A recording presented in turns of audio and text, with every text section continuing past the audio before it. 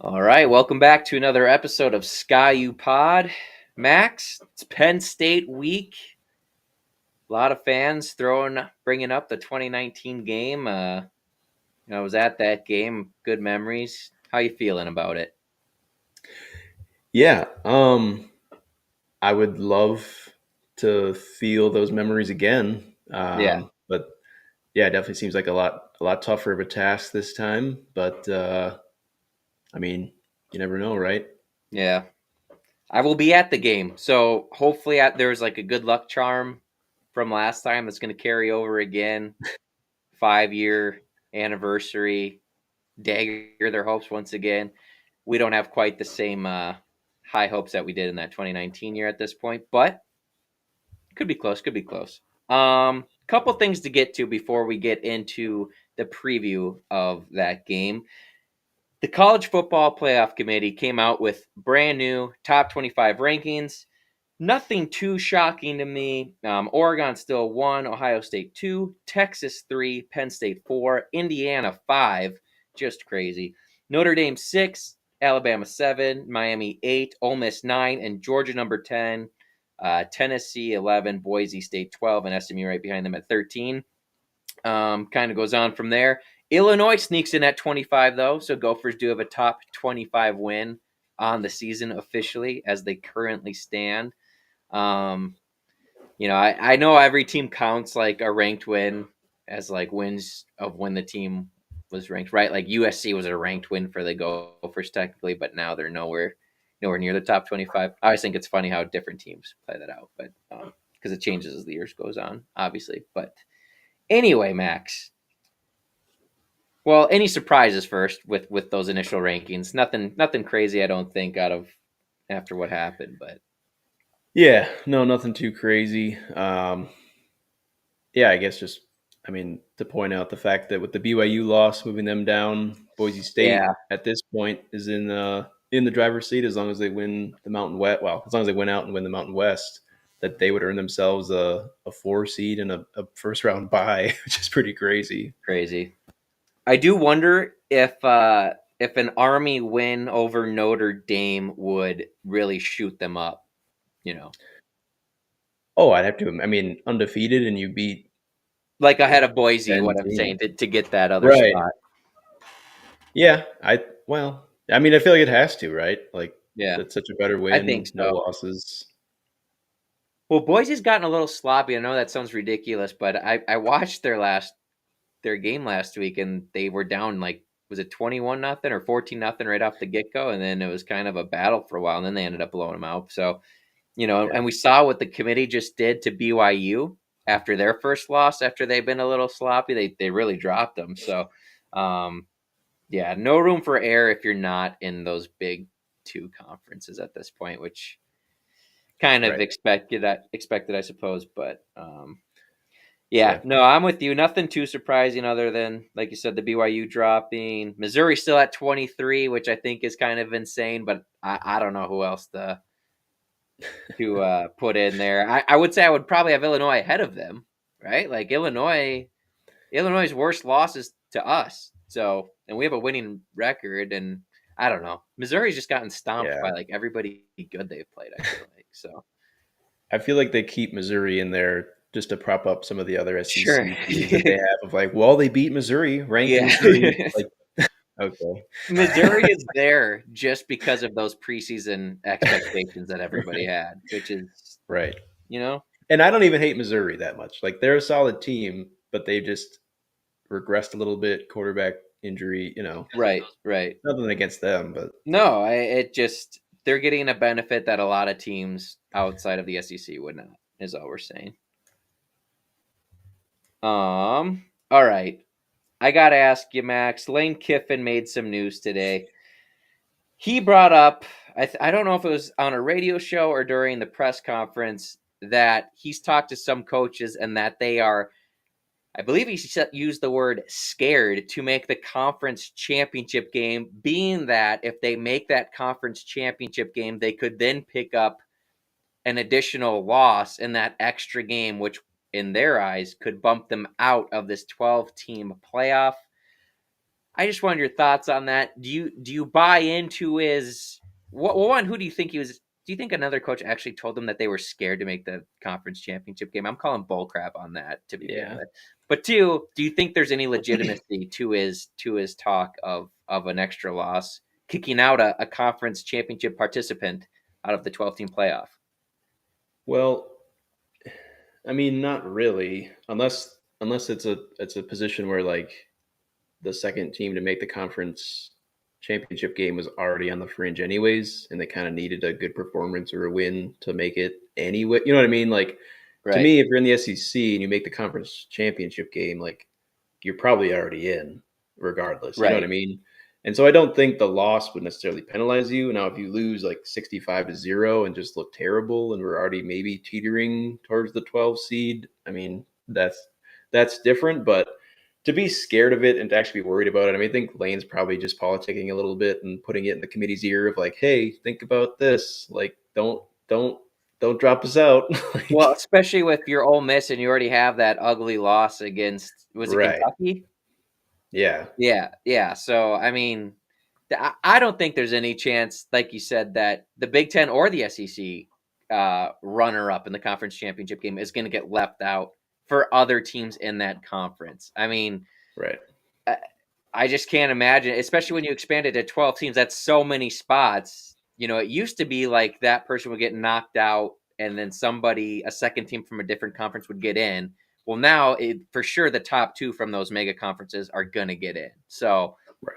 to me, there's no Yeah. reason to not want to get in the conference championship game, especially if you're in the SEC or Big Ten, because you're probably guaranteeing yourself a playoff spot at that point. And like you brought up previously, like if you do win that game, then you're going to play yourself into that one of those first buys and get to have the advantage there. So Right.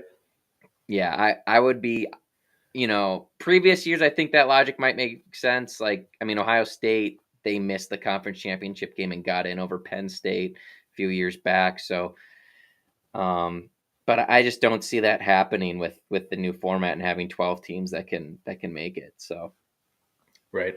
And especially if you think about it on the flip side, like let's say you are a fringe team and you make the conference championship game, like you've just given yourself an opportunity to, control your own destiny and lock right, yourself in with a win. So I right, don't get it. I really hate how everyone's just like, well, look how good we look. right. But win your games, folks, and you don't have to worry about it. I Yeah, mean, there's been a lot of Kirby, talk of strength of schedule, and it's just win yeah, the games. right. Look at And I don't. Indiana. Yeah, exactly. And I don't feel bad for you if you have 2 or 3 losses, are third in your conference, and you didn't make the tournament or the playoff. Like, sorry, like you had a chance to settle it and you lost. Like the BCS Yeah. era losses were killer. Like they sometimes just ended you outright if you dropped any game. So I have no sympathy for teams just missing out on, if they got, especially if they got more than one loss. I have no sympathy for that. Yeah. Yeah, especially with the strength of schedule argument, like, well, that they play such a tougher schedule, it's like, well, yeah, you take on Right. the risk, but you also claim the reward if you win those games. Then you're basically Right. automatically, and even with a Right. loss or two, like it goes both ways. You can't just be like, well, but our schedule is hard. It's like it's hard for everybody. Other teams Right. won, so Yeah. If you especially win most of those, you're it's gonna you're gonna shore your spot. So it's like, right, and it's hard to claim that too when you're Ole Miss and you lost to Kentucky and LSU, who's now right, not looking too great. Like right. if Indiana lost to Iowa, the committee would have them out in an instant, Yep. and that's just not the case for these two lost SEC teams. But Right. whatever. Yeah, it is what it is. It just seems like the media is really pushing to get as many SEC teams as possible in this week. And so I'm just kind of over it, to be honest, because I know there's only 2 games left of the regular season, Yeah, but a lot of this is going to sort itself out already. So it's just like, let's just let it play out. right. And, you know, anyway, Yeah. moving on. PJ Fleck, he did have a press conference this week, as always, and he had some comments that I just thought were worth sharing for this show.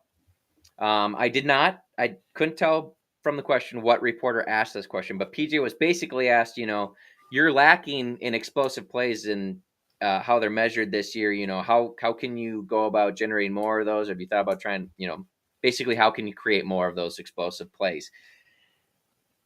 PJ answered with, quote, I think last week we didn't have many explosive plays, but you look at Maryland, we had a ton of explosive plays. And it's both. I think we've had a lot of explosive plays this year. The way that we've redefined those and what fit us. End quote. He did go on to kind of talk about other things there. And I think he went on to talk about winning like 50-50 balls, kind of. I don't even, or like turnover. Actually, went on to talk about the turnover, and that's after that part of the quote. Max, this comment from PJ it grinds my gears a little bit, and maybe it shouldn't because it's PJ talking in a presser, and how much stock can you put into it? What any coaches say in a presser? Probably not much. But the part that gets me is when he talks about that he's had many explosive plays this year for what they've redefined to what fits them. You just look at the stat sheet. You don't have many explosive plays. You I think I thought a passing explosive play statistically was like anything over 25 yards, and you have like a handful of them. And I think half of those came against Nevada. So by redefining to what fits you, it's like I feel like he thinks these 8-yard pass plays on first down that teams are giving to us are counting as explosive pass plays. Yeah, I would love to hear his definition. I feel like it's just any completion over 5 yards where there wasn't a fumble. But yeah. Well, to go back to his point too about like, well, we didn't last week, but we had a ton against Maryland. I don't know what a ton is, but 4 plays of 20 or more yards isn't a ton against Maryland. So that also doesn't a defense that was struggling. Yeah, and that doesn't negate the 0 against worse Rutgers. Yeah. Well, yeah. I mean, Rutgers probably a little better than Maryland, but yeah, I mean, they just beat them too, I think. But I get your point. Like a beat up Rutgers team, you went in there and you couldn't do any of that. I don't know. Chat, let me know if it's just me being a downer Minnesota fan that just it grinds my gears, even though I know he's saying nonsense. And at the same time, I think it reveals a little bit of just how he sees it. Hey, like we can get little 8-yard chunks and we're not turning the ball over. So that's kind of explosive because we're not hurting ourselves. Like I just feel like he's completely in his own mind of what's happening sometimes and not really dealing in reality. Right. But anyway, moving on. He was asked about how the bye week went and what happened. Now, typically, I feel like all coaches say, self-scout, recruiting, just getting healthy, getting back to what we do, which there was a little bit of that. But PJ did admit that this bye week helped them get a head start in scouting for Penn State, which I think happens a lot, but coaches usually don't admit that. Does that mean anything to you, Max? Does that speak to maybe the volume of this game and what it means to PJ and the team? I guess a little bit, and I hope he would be scouting, whether he says it or not. Like, Right. I'm glad they are, and I kind of go all the way back to the first game of the season when they talked about like, well, they hadn't even looked at North Carolina tape, until the week of the game, Right. and you had I mean, not that you have to be scheming up for them all summer, but it was like you kind of have the advantage. I mean, Might be what are nice you to start doing? with a W there. Yeah. Right. And unless he's just trying to play the mind games of like, yeah, we haven't looked at anything when really they had been, and whatever, doesn't matter. But yeah, I mean, I think he's just stating the obvious. He'd look dumber if he said, nope, we didn't look at Penn State once, Right. and try to lie about it, because what are you gaining from that, really? Like, I guess Penn State would just come in more confident at that point, which you probably don't want. But yeah, no, I don't really think it changes anything, I guess, just because Penn State is who they are, and you had the extra week, and you're coming off a game in which you didn't look your best, so Right. you're gonna have to scheme one up against the Nittany Lions. Yeah, I was kind of happy, to be honest. He's just like, yeah, like it made me, not that he wasn't aware, but it just made it known, like, yeah, like these guys are that good that we're gonna have to come up with our best stuff, right, to give ourselves a realistic Right. chance of pulling off this upset. So I'm with you.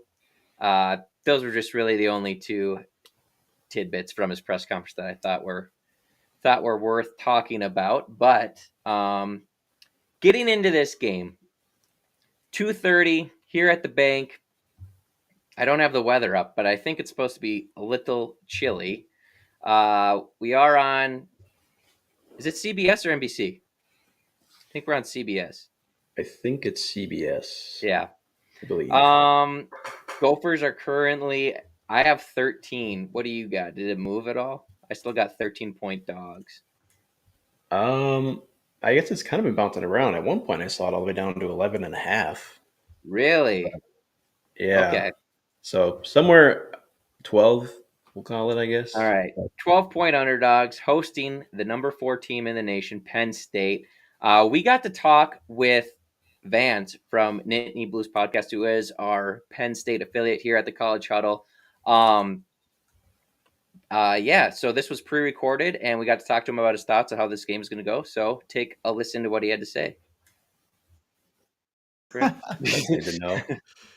Yeah.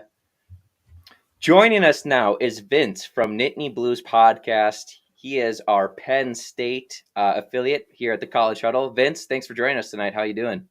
I'm doing great. Thanks for having me on. It's game week. Absolutely, yeah. This should be a fun one. Penn State, I think they're sitting at, is it 4? Number 4 in the country right now? Number 4 in the country. That's right. Yeah. I just want a general question about James Franklin and a little bit this game, but first about James Franklin, like, are you happy with him as a fan? We see some pushback from him online about, it was another loss to Ohio State this year. Granted, Ohio State's Ohio State. And, Penn State's always seems like in their own tier in this conference. It seems like they're better than, almost all the teams except whoever the top 1 or 2 teams are at the very top. And then it's always like Penn State right there who's on the verge of getting in. Do you hold that against Franklin, or just what are your thoughts on that in general? Yeah, I would say the fan base is definitely salty at times, and we get very frustrated when it comes to Ohio State and Michigan the past couple of years. So I would say the fan base is divided a little bit. It just is so frustrating that we're never that team that gets the upset. Right. So, for example, Purdue is a school who has had as many wins over Ohio State as we had. Same with Oregon. Yeah. And they don't play near as much. Like Oregon has more wins, and they've played like twice in 20 years or whatever. So right. It's definitely frustrating as a fan to see the team just never do enough. And the past 2 years, it's really felt like the talent has been there. Now, in years past, it definitely felt like, hey, the talent gap isn't there, and like Penn State really rises to their level. But it is very frustrating. But I would say my perspective as a fan is, I'm like, who are we going to get that's better? And Coach Franklin will always brings up the point of, hey, we're in a better position than 95% of FBS programs, which is true in terms of wins over the past couple of years. But this is just a fan base, like, it's just like the Philadelphia Eagles. Like they've had, they went 50 some years without a Super Bowl, and like the fans are just so hungry. And we have a lot of that like Philly type of energy here over in State College. So we just are like starving for a national championship. The last time has been 1986. I haven't seen one in my lifetime. And hey, us either. It's okay. Yeah. It's been a little bit longer, but you're very rational about that. I just didn't know for sure, but I guess just going off that, if there was an upset this weekend, mm-hmm. do you think, one, that would maybe knock Penn State out of the playoff, and two, would James Franklin seek it pretty hot if that were to happen? Yeah, I think if Penn State were to lose at Minnesota or to Maryland, I don't think they're one of the 12 teams that deserve the playoff spot. And frankly, they haven't shown that, they've beaten good enough competition to earn it. When you have 2 lost teams like Georgia, who've only lost to Alabama and Ole Miss, their resumes are a lot better in terms of strength of schedule, along with many of those other SEC teams. So the fact that Penn State has 0 wins over ranked opponents, with Illinois dropping out of the rankings and them being their best win, it it does make you feel a little on edge as a fan. Like we've been gypped years. We've won the Big Ten championship and have been left out of the playoff. And like, we know that's coming again if we lose this, either at Minnesota or at home towards Maryland. Now I'm hoping they'll take care of business and make that playoff spot. And in that case, I think they would earn it despite not having any ranked wins, but you can only play who's on their schedule. And with an 11-1 record and a 7-point loss to Ohio State, I think that should be enough to get you in the playoff. Yeah, I agree with that. Oh, and to answer the second part of your question, in terms of Franklin, I think it would be difficult to see him lose his job over a 10-2 season like that. Again, that's better than most programs. It's not up to the Penn State standard, but fans will definitely be calling for Franklin to be fired. But in terms of the guaranteed money, I don't think it's happening anytime soon. And, to play devil's advocate, it's one of those things where you can kind of look around and it's like, who are we going to get that's better? Sure. So it's a kind of a double-edged sword there in terms of Franklin and his time at Penn State. But overall, as the CEO of football operations, I think he's done a really good job with recruiting, bringing talent in.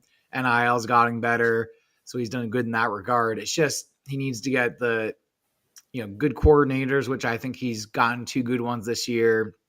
And I think we need to get away from, I almost think it's kind of bonehead decisions. For example, against Ohio State, we have a goal line stand. Tyler Warren has a 30, 40-yard run, gets to the 3-yard line. You got 4 plays. Not once did they try to get the ball to Tyler Warren. They just did run up the middle with Katron Allen 3 times in a row. And then the 4th play was just an incomplete pass and like no one was open. And the receivers really struggle to create separation as it is. So the fact that they didn't utilize their best player, who's, kind of almost in that, Heisman finalist conversation, that the fact that they didn't get him the ball when they use him in things such as like the Wildcat or, snapping the football. They've done a lot of creative things with him this year. The fact that they didn't use him, it just seemed to be like a boneheaded decision. And then the very next week for the whiteout, they use him in the red zone and he scores on the first play. And it was just like, why did we not do that against Ohio State when it mattered the most? So, Right. Some of those kind of head scratching plays, decisions I hope we get rid of going forward. But it's fans are not going to be happy if we do not make the playoff. Yeah. Yeah, well, that makes sense. It's hard to disagree with anything you said there too about it's a good problem to have, right? If you're always kind of that top tier team in the conference, just trying to get over the hump. But it does feel like, the last maybe 5-6 years, even Penn State's just consistently been great defensively, talent all around the field, great skill players, maybe just been a quarterback away. I guess I'm just curious your thoughts and maybe in general what Penn State fans think of Drew Aller. Does it seem like he's kind of the guy or a step above at quarterback from what Penn State's had in the past, or does it feel like he's maybe not quite lived up to the hype as being one of the top prospects that Penn State's brought in? Yeah, Drew's great. I'm really happy with his performance this year. I think that the biggest indicator of Penn State struggles have just been the wide receivers' inability to create separation. And, Drew's a quarterback who likes to be smart with the football. And as you guys with PJ Fleck know, turnovers are one of the most important statistics in football. And Drew takes good care of the football, just like, Minnesota does. So, and that's led to a lot of wins for you guys as well this year. So that's something Penn State really has a high emphasis on. So when, the receivers are covered that tightly, Drew's just, there's not much he can do. You're kind of leading into it, so maybe it's already answered the question, but I was going to ask kind of about Tyler Warren and his usage. Is part of his usage and how frequently he is used because of your receivers. His receptions just jump out off the stat sheet when you look down the line of the next Penn State guys. Is that maybe part of the thing? Is Ohio State, Penn State's outside guys aren't getting that separation consistently, so they're looking to their playmaker in Warren? Yeah, absolutely. I would say this is the Achilles heel of the team, really, just the wide receivers' inability to create separation. The offensive line's pretty good. They did struggle against Ohio State's defensive front. You can make that argument like, oh, you should be able to average 1 yard a play from the goal line if you have 4 plays to get into the end zone. So play calling really shouldn't matter. You should be able to get a yard. And so outside of Ohio State, offensive line's done pretty well this year. We have 2 stud running backs, Nick Singleton and Katron Allen. Drew's got a great arm, good decision maker, really responsible with the football outside of that USC game where he did take some more risk and kind of a high scoring game. And, Tyler Warren's a stud, and he's been carrying us in the passing game for sure, along with, the things he can do as a runner. And then he was a high school quarterback, so he's a really good passer as well, and has been able to get some first downs that way. So he's a true triple threat out there for Penn State. And Andy Kotelnicki has been really creative in using him. That double pass against USC, I think, is the one play that everybody knows in the college football world. He's at center, somehow is an eligible receiver down the field. They pass it. Bo passes it to Drew, and Drew finds him downfield, and Tyler Warren just jumps over 2 dudes and mosses them to get it. So it was a really impressive play. And he's just the X factor. Like, if you think of Ohio State with Marvin Harrison Jr. last year, like, Tyler Warren's that guy. And really, for Penn State's offense to be balanced in the passing game and the running game, we really need to find creative ways to get him open, because every team in the Big Ten knows, hey, Tyler Warren's the guy that, hey, we want to double team him. That's probably the first thing. And then the second thing is stopping the run. They're kind of 1A, 1B. And then the wide receivers, despite that, still haven't had, big explosive games. Trey Wallace is probably their best wide receiver. He's a speed guy and can create some separation that way. Sure. But outside of that, we haven't had too many, big receiver games. I'll see you there. It's okay. Yeah, we're used to that, right? Yeah. Yeah, you mentioned Kotelnicki. I just was curious too, your thoughts on him. I know the offensive coordinator coming in from Kansas. I guess, does it seem like he's made a pretty big impact or a pretty big splash with his scheme, or does it feel like he sort of adapted what he wanted to do just to meet what the Penn State players could do already? Or kind of, I guess, how different does the offense look this year than it has in the past? Yeah, the offense is way different than last year. Last year, at times, it just got so stale.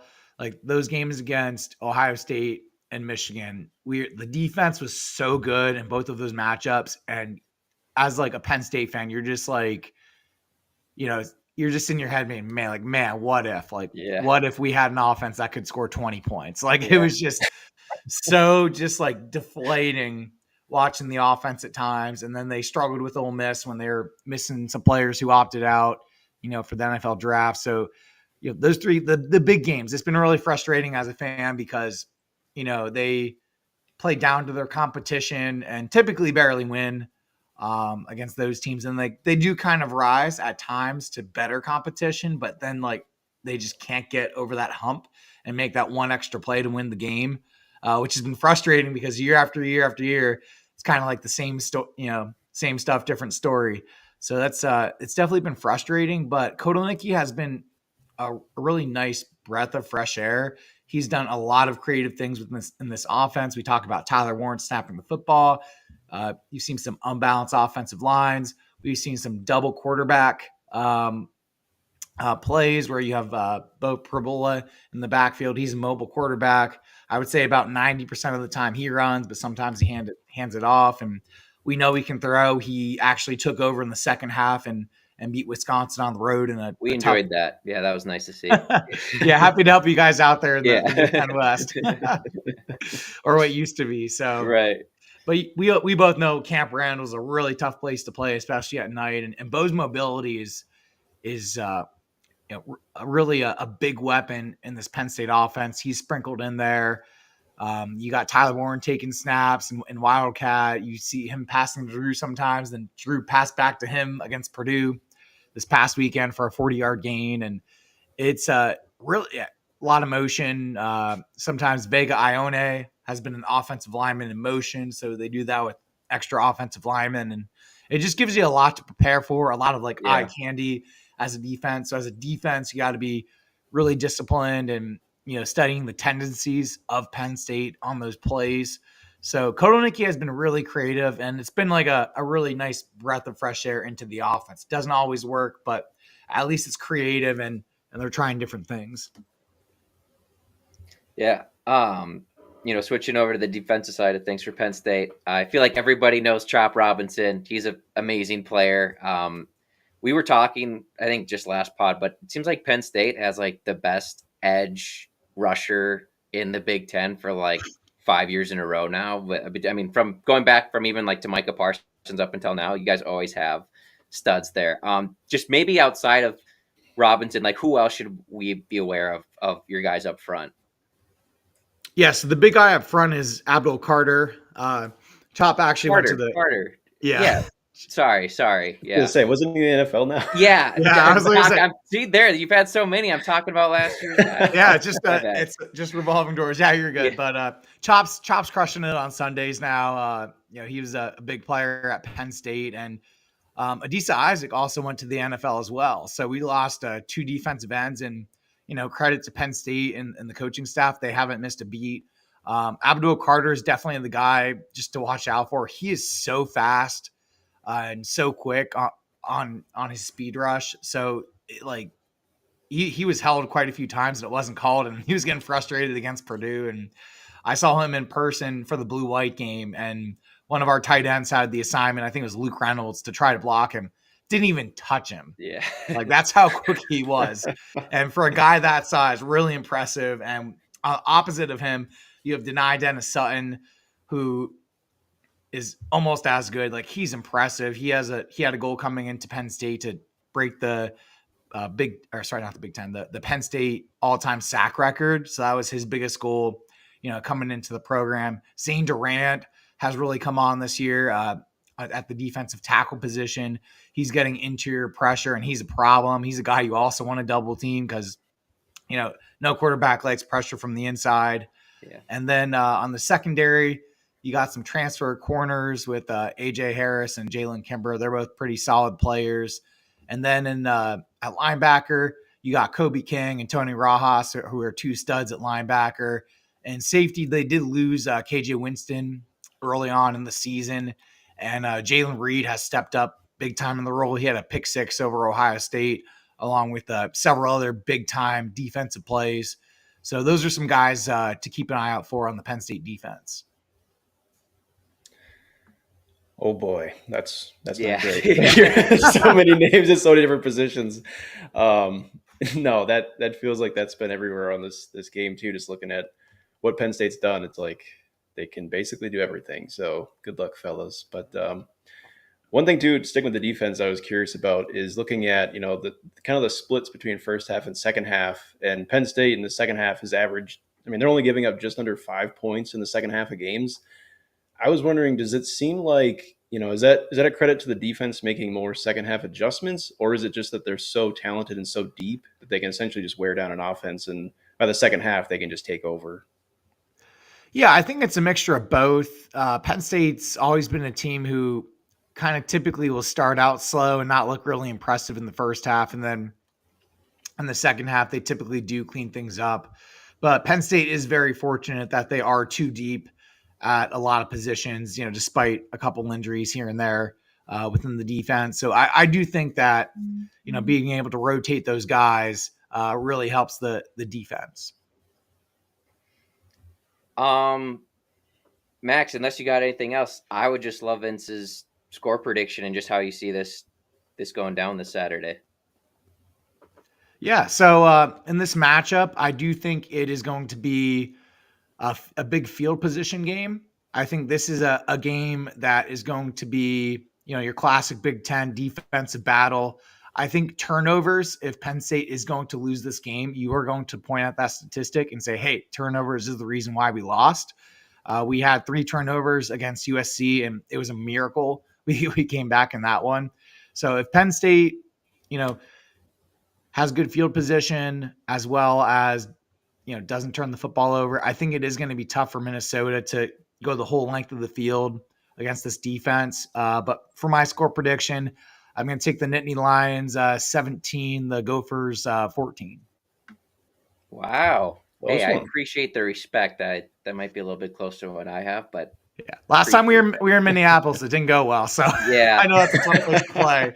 And who knows? It could also be like -10 degrees too. Like, well, that's cold in Happy true. Valley, but it doesn't get like Midwest cold like you guys have out there. Right. No, Vince, thanks for joining us. Your insight was great. I really appreciate you coming on. And everyone, check him out at Nittany Blues Podcast. Again, he's our college huddle affiliate for Penn State. Vince, thanks for joining us. All right. Thanks again to Vince for joining us there, providing that insight. Max, we heard what he had to say. And rest assured, fans, I found out that Chop Robinson will not be playing this Saturday. That's one less obstacle we have to overcome. Max, what is your just general takeaway just about what Vince shared about the Nittany Lion squad? Yeah, I mean, they can do everything, right? Like offense, defense, pass, run, tight end, throwing the football. Pretty much do everything as long as their head coach kind of gets out of the way, which I'm sure we can relate to a little bit. But just with more talent everywhere. So, yeah, like, I mean, everywhere from quarterback play. I know we talked about like wide receivers need to play a little bit better, maybe get more separation, which maybe helps us a little bit with how our pass defense has been. Hopefully the Rutgers game is a little bit of just an anomaly and, just being worn down a little bit. Hopefully the bye week can come back fresh and refocus to kind of combat this passing offense. But yeah, I mean, there's really no one area that you can point to say, well, if we can just do this, we can exploit Penn State. So it's going to take a complete game for the Gophers this weekend. Yeah, we'll start with that Penn State offense. He did mention the receivers and the lack of separation, which I get because they do use Warren a lot. You look down at the numbers, though, they're still getting about 254 yards passing a game, which still is a top 40 passing offense in the country at this moment. They just, I don't know. I know how they struggled against Ohio State, but again, that's like a completely different animal than what they're going up against. I hate to say it. Not that, I mean, we have a great passing defense, and I if they're having to air it out a lot, I think that's their best chance at winning this football game. But, even using Singleton out of the backfield, which, by the way, it feels like those running backs have been there for like forever now. They came onto the scene as freshmen, right?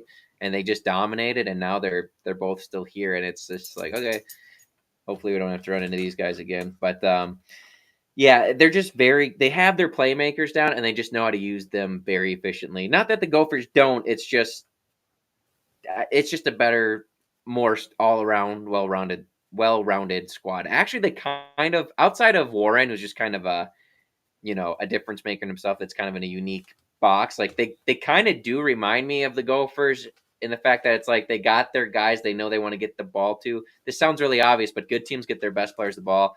With the Gophers, it's Daniel Jackson, Darius Taylor. Penn State, it's Warren, Singleton, and their other back. And they're just like they're not really tearing it up with explosive play after explosive play. They have the ability to do that, but they just are really good at getting those guys the football, especially in key situations for the most part. So in that respects, I feel like they are the Gophers, just like if everyone was a 4 and 5 star recruit and a better offensive line. Yeah. So what is your key, I guess, or what do you think the defense's biggest goal is this game, or biggest point is of emphasis against this Penn State offense? Yeah, I mean, I guess it's just going to be kind of what we've done in some of our bigger games this year is just be opportunistic. If we can, you're going to give up yards, you're going to give up points. It's a really good team. It's a really good offense. But if we find ourselves in that third down situation to get off the field, or if we can hold them to a field goal in the red zone, or if we can even force a turnover, which Penn State really hasn't done much of at all this year, it's really going to come down to those little moments and those key moments because they're going to control the clock probably for the most part of the game. So if we can just come up with a couple big plays in those key opportunistic moments, that's going to have to be the difference maker. And we just can't, we can't have a dropped interception. I know it sounds crazy, but that might be what it comes down to if it is a close game at this point. Yeah, I'm pretty much along the same lines as you. I put down like you dedicate as like many bodies as needed to stop the run game. They have the 17th rushing offense in the country right now, averaging about 200 yards a game. When people have gashed the Gophers, a lot of times I have felt like it has come on the ground. So, I'm not saying you just got to like man up every play, but, I wouldn't mind taking some chances to create some negative plays, making them throw the ball. Overall, they've had some bad plays, but Wally especially and Robinson have both been pretty solid this year. So I think I'd take my chances with them in man coverage as much as possible. Just Warren's obviously going to need more attention. Which when he is lined up out wide, I wonder if that's one of the. I know he's not necessarily like a speedster; he's just a great all around athlete. But I wonder if Justin Wally, if that's his assignment this week, is following him when he is split out wide. But that'll be interesting to see. Another thing, both quarterbacks, they both could play. The backup is more. I mean, he can throw, but he's used as more of a runner, like Vince shared. So, I mean, more of like a wildcat in that sense. But keeping the quarterbacks both in the pocket because they both are mobile and can extend the play. So I think that would be huge as well. And listen, not to take anything away from the defense at all, because we got guys up front, right? Like Devin Eastern, Jaw Joyner, Strigano, Anthony Smith, like those guys, if those guys come to play and have like great games, this thing could get interesting fast because that's how you're going to force risky throws, more 50-50 balls. And we have been able to take some takeaways in that situation. So for me, it sounds obvious, but stopping the run and just letting your front four, your top four guys just get after the quarterback if you can, that would be huge. Dave chimes in here. I wouldn't be surprised if we upset them. Congratulations to the Gopher basketball team. Not an impressive win, but I can take what I can get this year. I'm with you, Dave. The basketball program has been struggling. Did they play tonight already? It's 8:00. So, yeah, I think they did play, and it's probably why they won. So that's good to hear that they won this game. Yeah, it is going to be a struggle for them. We'll get to our score prediction here. I'm not saying it's impossible. I think this upset this year is going to be really tough compared to the 2019 year for a specific reason, but we'll get to that in a second. Yeah, anything else on the defense side of the ball, Max? I mean, just the fact that, Penn State, they are a more run heavy team, but yeah, I mean, 9.5 yards through the air at the same time. Right. You can load the box, and I agree. I think we have to kind of do that because they're just going to run it down our throats if we don't.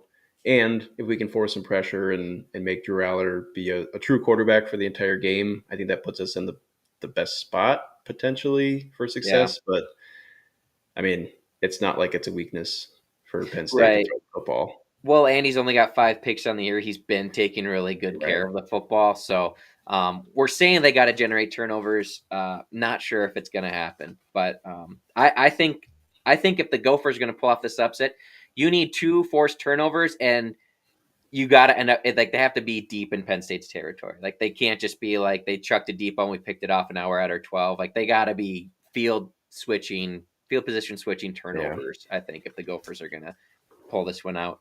Okay, switching over to Gophers offense versus Penn State's defense. Well, this is just to me. I think this is the toughest, even tougher side of the match.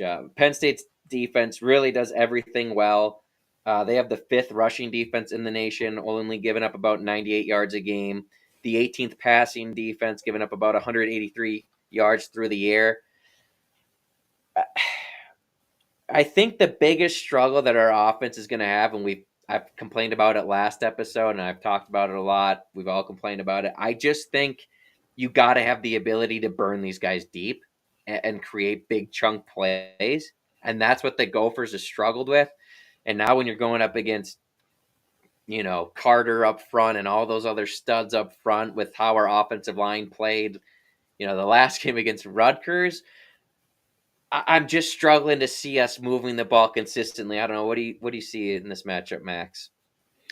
Yeah, I mean, you're not going to sustain long drives multiple times throughout the game, right? Like they basically have 2 defensive lines that could play essentially. Like they're the exact opposite of us, where Devin Eastern's playing like a million snaps and their best guys are playing half that and even less because their offense is just on the field so long. So yeah, I mean, it's a little bit of, what else do you have to lose? Like, be aggressive, take shots, go for on 4th down. I think we're number 1 in the country in 4th down conversion rate. So that's right. PJ can use that. Someone should tell him that if he wants to get a real stat. Yeah, no, they're really good. Obviously, everywhere. They don't give up big plays. They don't give a lot of points. And like we talked about with Vince, like he kind of said like they maybe start a little bit slow, and then the second half they adjust and have been pretty much shut down in the second half. So I feel like for this offense to have success, we got to find a rhythm right away, because the longer you wait, the better they're going to get.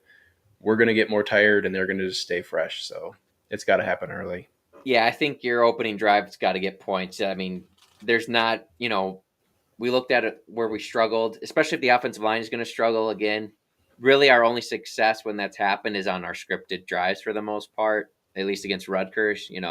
First drive of that game went down, scored. First drive of the second half after halftime, scored. So I think it's going to be a similar. You're going to be relying on those adjustments early, and then just hoping it's enough. So, Right.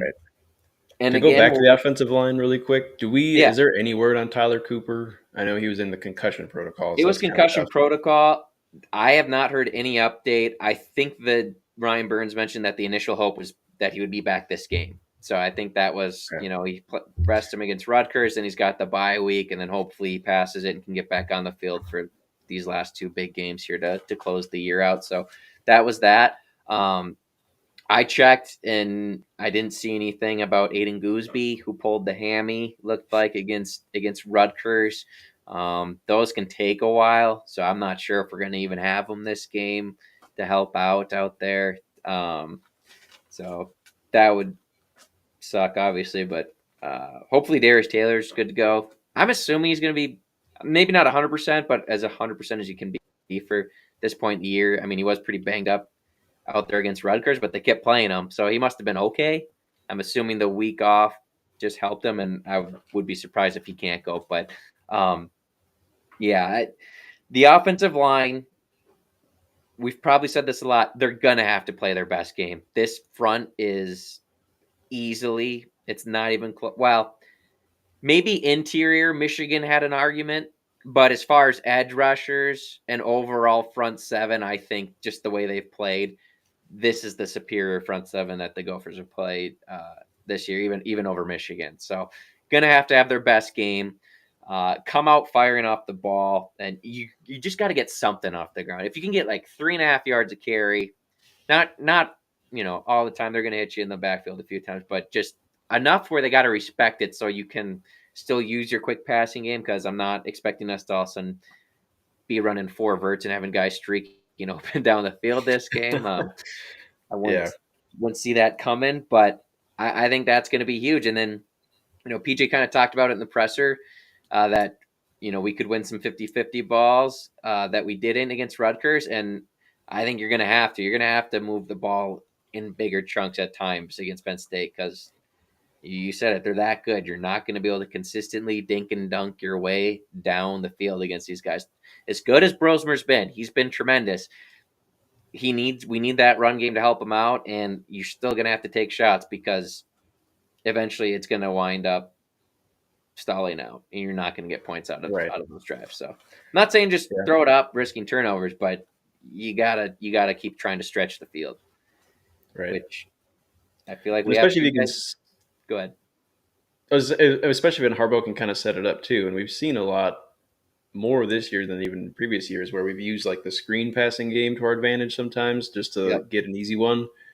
We can run a deep shot off of that just to pump and go. Like maybe that's what they've been setting up, because they feel like we run nothing but screen passes and there's been nothing off of it. But I feel like they're just going to be sitting at the line of scrimmage over us. That's what I feel like until we make someone beat them deep. I mean, they'll probably respect Jackson. Everyone knows Jackson at this point, I think, but at least in the Big Ten. Coaches are well aware of what Jackson can do. But, you're going to need your second and third receivers to step up and make big plays. And, it'll be tough. And I do think that's the biggest difference from that 2019 season to this, is just we don't have the receiver talent overall.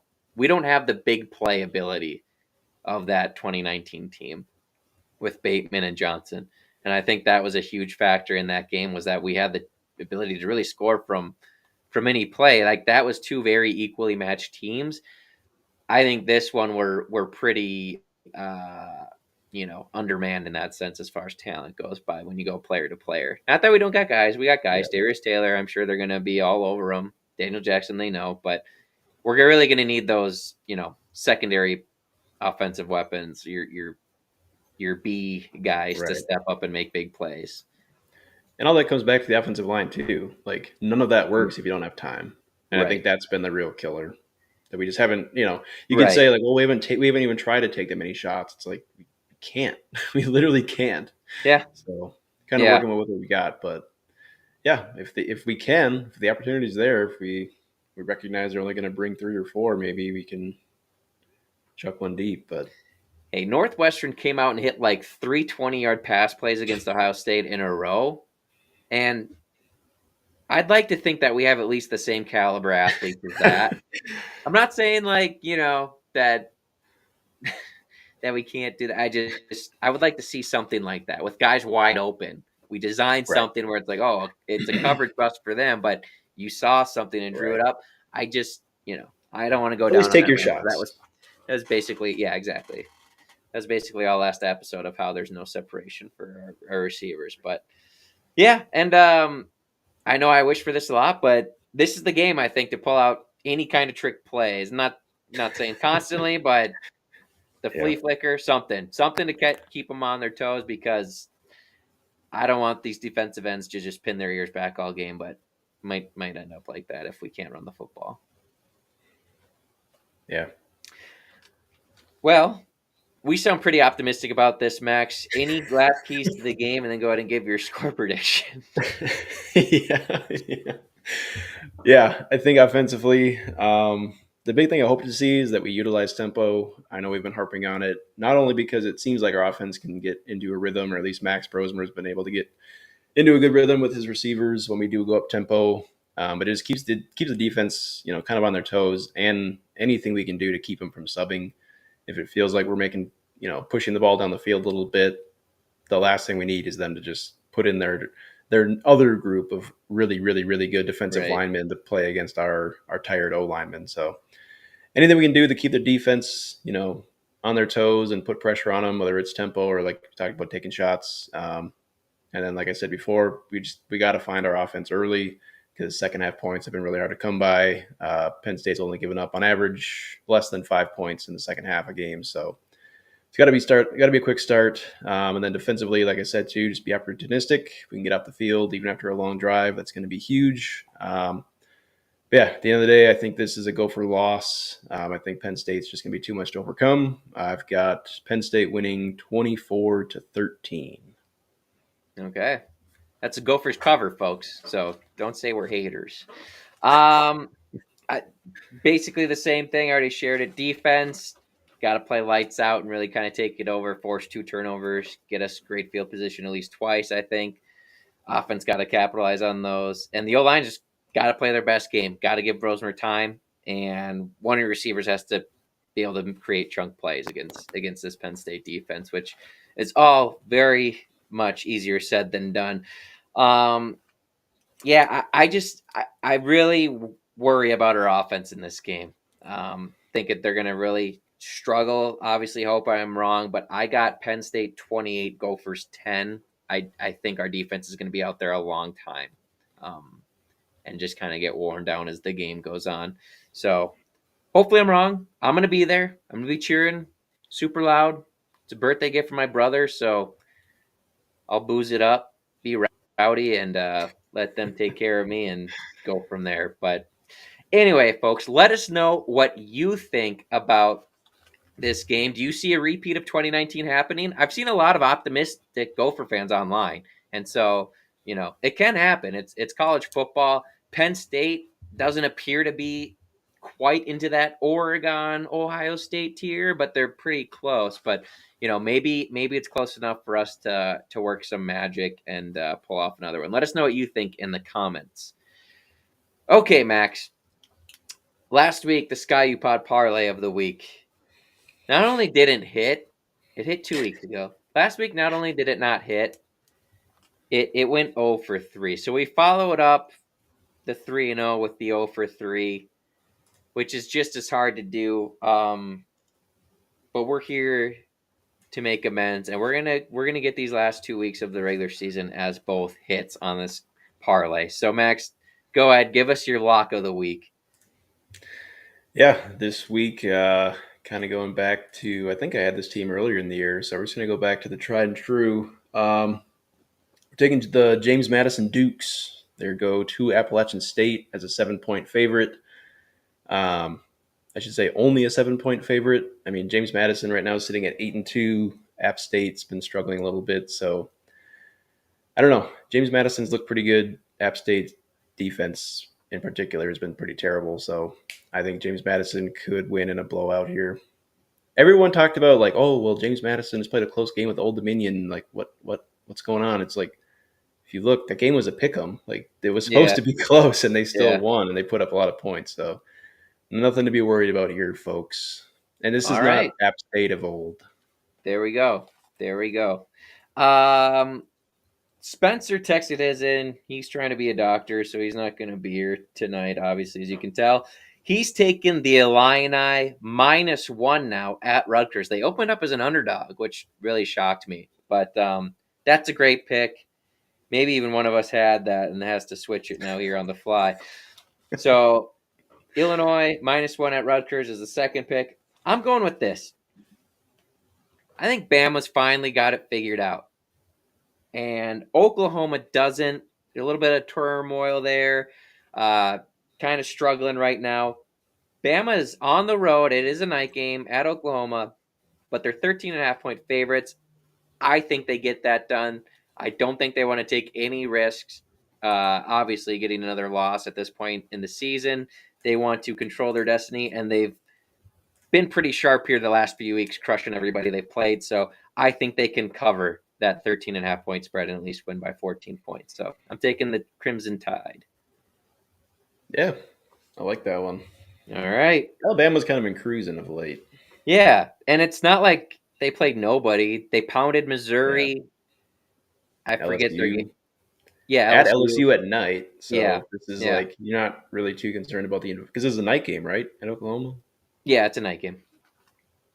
So and ABC, so they should be, ready to go. You don't usually roll into those night games dead, but right. Yeah. But if you're Oklahoma too, you're just like, they've been on such a crash course, and you look up, and you're like, oh, good, Alabama. Yeah. Anyway, folks, so that is your Sky U Pod Parlay of the Week. Bet responsibly, but feel free to follow us or fade us. All right, some really good games this week, actually. I had a tough time narrowing them down to what ones we're going to pick. Got to start with the game of the week, though. Ohio State, 12.5-point favorites, hosting Indiana. Who you got, Max? Man, I think I just got to ride with Indiana. It's a little bit scary, but you're getting 2 scores, basically, so just take the Hoosiers. I mean, Indiana's, this is make or break for them, obviously. And not that Ohio State would look past them, but it's just going to be that much more to Indiana. So I'll take the Hoosiers. I want to take the Hoosiers so bad, but I've been so bad at this. I just feel like Ohio State is going to win comfortably. I think they're going to win by at least 2 touchdowns. So I'm going to take the Buckeyes at home. I would love to see Indiana upset them, but I'm just going to go with my gut and say the Buckeyes get it done. All right. This one's interesting. This is why I picked this. Iowa is at Maryland. They're a 6-point favorite, but Sullivan is out. It sounds like for the rest of the regular season with an ankle injury or a foot injury, whatever they said. So, and the presser today, Ferentz mentioned that Cade, on Sunday he said he would be the starter, but then today he could see maybe the third guy, whoever the third, I don't even know his name, but he could say either one of them potentially starting this game. So quarterback controversy as far as who's going to play maybe, or who's going to be ready to play. Who are you taking in that? I think I'm still going to go with Iowa. Yeah. Just their defense, the run game, and I don't know. Maryland's just like a team you can just kind of beat up on, I think Maryland's dead.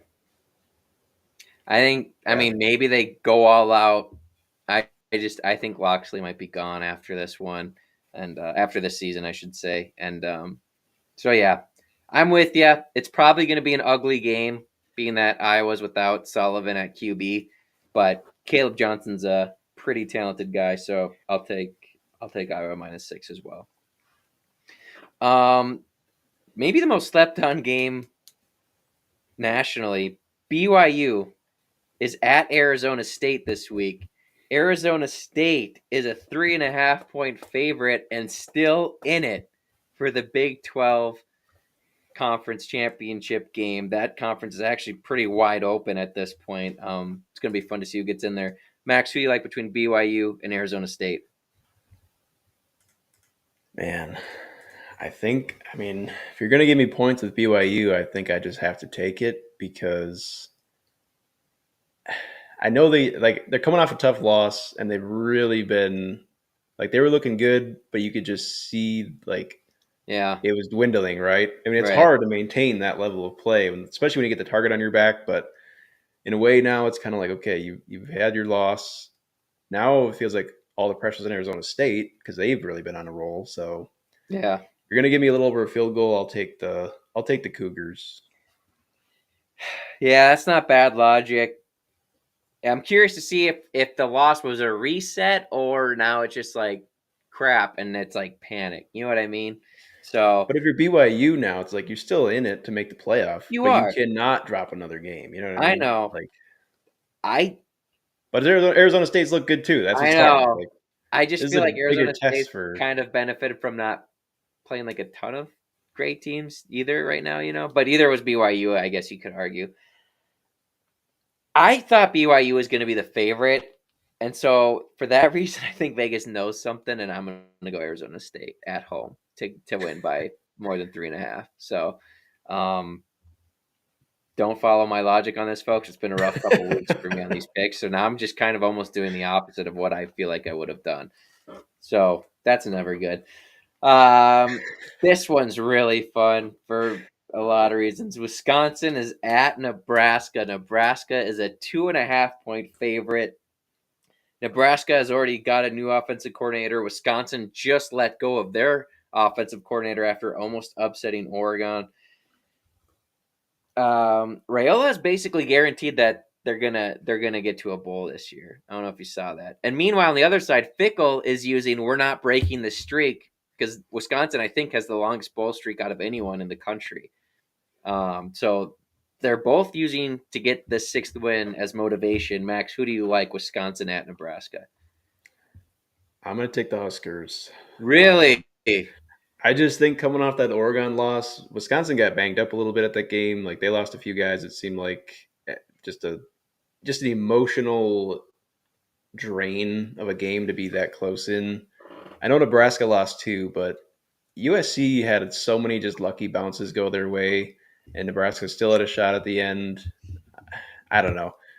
Another week with Holgorsen. Wisconsin's got to figure it out with the new offensive coordinator, which we saw Luke Fickell. They were asked the question of who's going to call the plays, and he just answered doesn't matter, basically. Why are you asking that? So weird things are going on in Madison.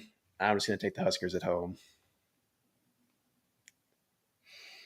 I've been worse than you at this, so I'm gonna go Badger. I think the bowl thing, and I think the Badgers feel more pressure than anything right now. Starting off, was it 5-0 or 5-1, and then going on that streak here of losing 4 straight. I think Wisconsin's defense will be able to stifle them enough.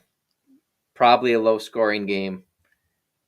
I'm going to go the Badgers just because I think I still trust them more than the Huskers. So, yeah. I almost took the under in that game. Yeah, not a bad idea. What is it at? It was 46, 45, some 40s. I don't know. But then it's with the new, I don't know who's calling plays for Wisconsin, but if Holgerson's calling plays and he's just hey, let's chuck it deep. Yeah, I don't know if that helped. I feel like Nebraska's got to get back to being able to run the football, and they haven't. Right. But it is what it is. And then this is also a great game. Notre Dame, Army, facing off. Notre Dame minus 14.5. Where'd you say this game was being played? This is at Yankee Stadium. Yankee Stadium at night. Yeah, that'll be fun. I've loved the Army storyline. I would love for them to make the playoffs in this first year of the expansion. I think that would be so cool. I just think, I think Notre Dame's going to get the job done. And I don't want it to happen. I can't stand Notre Dame. Yeah. I love Army. I just think Notre Dame is probably about a 20-point dub here over Army. Yeah, I'm going to go Notre Dame too. Just cross my fingers that I'm wrong. But I think they opened as a close to 17-point favorite. So Vegas, that's what they had it starting at. Yeah. Now you could say, well, maybe the Sharps think Army's better than people think, and that's why it's been bet down.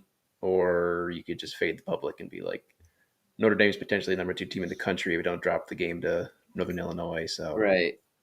Plus, they've already played Navy, so they have the triple option defense teamed up already. Navy actually goes more spread randomly too, where Army does not. So if Army can just keep doing those 15-minute touchdown drives like they had a week or two ago, then they got a shot.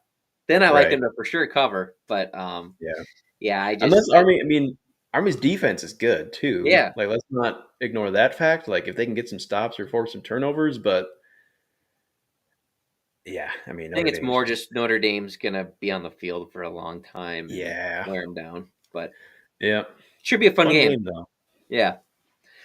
All right, folks, that's another episode from Sky U Pod. Feel free to check out the College Huddle, who's our partner at thecollegehuddle.com.